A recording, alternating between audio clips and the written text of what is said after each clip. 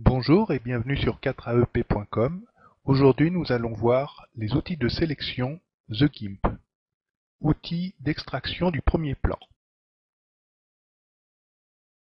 Pour détourer cette tasse sur une nappe, je vais utiliser l'outil d'extraction de premier plan. Donc au départ, vous voyez que le curseur se transforme en lasso. Donc on détourne assez grossièrement l'objet avec la fonction lasso.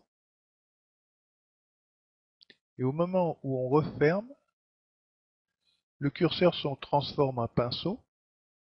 Il suffit, en évitant le fond, de colorier une partie du sujet et de laisser ensuite les calculs se faire. Si l'image est assez lourde, comme là c'est le cas, le calcul peut être un peu long. Donc le logiciel a terminé son travail et le fond est coloré. Il n'y a plus maintenant qu'à appuyer sur Entrée pour confirmer. Et voilà le travail de détourage qui est pratiquement fini. Il n'y a plus qu'une reprise à faire ici et ici. Donc là, je vais changer d'outil. Je vais d'abord agrandir. On va faire un zoom sur cette partie. Donc avec l'outil chemin,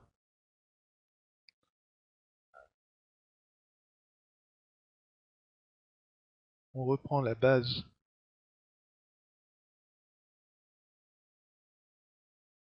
de la tasse.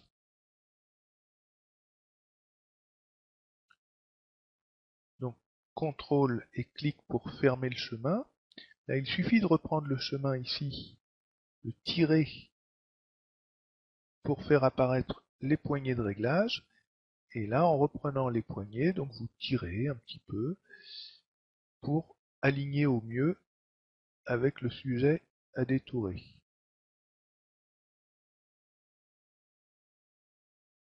Il faut évidemment essayer de s'aligner au mieux sur les lignes du sujet. On y va par tâtonnement. Et puis, quand vous vous mettez sur sélection depuis le chemin, on vous propose soit d'ajouter à la sélection, soit de soustraire. Donc là, comme la sélection dépasse la tasse, on va soustraire, c'est-à-dire qu'on va appuyer sur la touche CTRL et un clic. Et voilà, notre sélection est réparée. Bon, il faudrait retoucher tout ça de la même manière. Je vais aller assez vite puisque le problème surtout c'est que vous arriviez à bien comprendre la technique. Là je vais reprendre celle-ci. Donc même méthode, je prends le chemin. Là je vais le prendre un peu plus loin pour bien épouser la forme.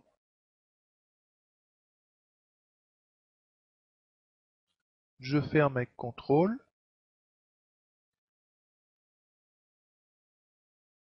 Voilà, quelquefois on a intérêt à aller prendre ces points un petit peu plus loin pour s'aligner plus justement. Vous voyez, voilà, on peut vraiment bien épouser la forme.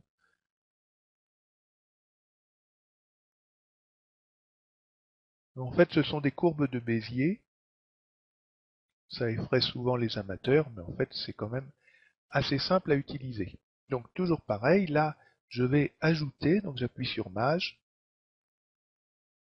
et voilà, ma courbe est rectifiée. Donc là, je m'aperçois que j'ai quelques petits points qui ne sont pas pris dans la sélection. Donc celles-ci, je vais les faire au lasso. Bien sûr, avec plus ici, ajouter, et je prends au large de ces points, je vais les inclure en fait dans la sélection. Voilà. Donc un zoom arrière. Donc, je pourrais faire au clavier, mais je pense que pour une démonstration, il vaut mieux que vous suiviez bien ce que je fais à toutes les étapes. Là, on voit ici aussi, ça clignote un petit peu, donc là j'ai à rectifier. Je vais même le faire tout de suite.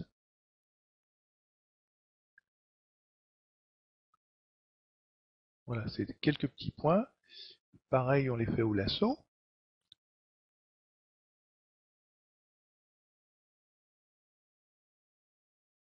Voilà. Donc à nouveau, je reprends mon zoom arrière.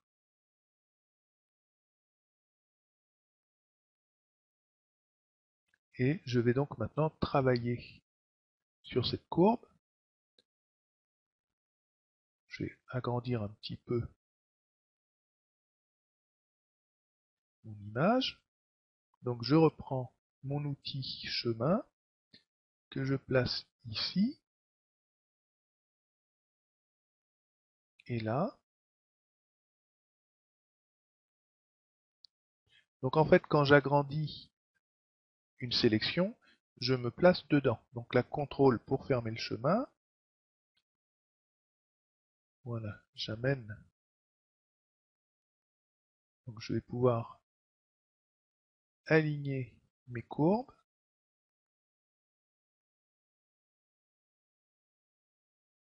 Avec un petit peu d'habitude, ça va très vite.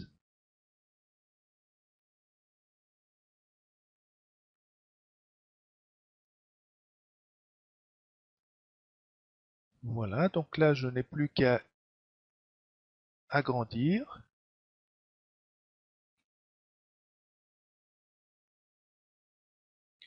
Donc là, à nouveau avec majuscule, j'ajoute. Donc en cliquant sur un autre outil, on fait disparaître les chemins. Mais ils existent toujours. On verra plus tard dans d'autres vidéos l'utilité de ces chemins. Voilà, donc un travail. Il y aurait quelques petites retouches à faire, mais enfin disons que ça a été fait quand même très vite. Et là maintenant, si je fais un CTRL-C, une nouvelle image,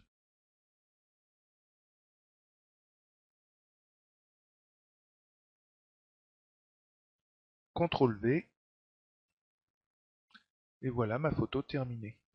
Donc là, je peux aller dans l'affichage, je vais supprimer la sélection, et affichage, pardon, afficher les bords du calque, voilà. Voilà donc un travail très rapide, grâce à deux outils qui sont l'outil d'extraction de premier plan et en finition, l'outil chemin